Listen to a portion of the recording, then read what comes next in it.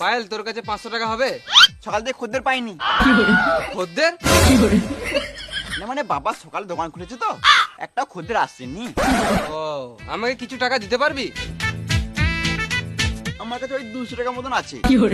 এখনই দেখলাম 500 টাকা আছে, তুই বলছিস 200 টাকা আছে। এ ঢেমন চিদা, তোকে সব দিয়ে দেবো, আমার কাছে রাখবো কি? আমি আছি তো, তোকে ঠিক দিয়ে দেবো। ছাপড়ি চুদা, নিজের কাছে না আমাকে দেবে। আমাকে টাকা দে না, আমি তোর পায়ে পড়ছি। দরকার টাকা, আমাকে দে না, তোর পায়ে পড়ছি, টাকা দে না। ছাড়, আমার সেল ছুটে যাচ্ছে। হ্যাঁ?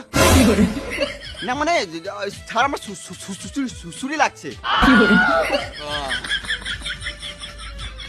চ একটা জায়গায় ঘুরে আসি, তারপর তোকে 500 টাকা দেবো। চ চ।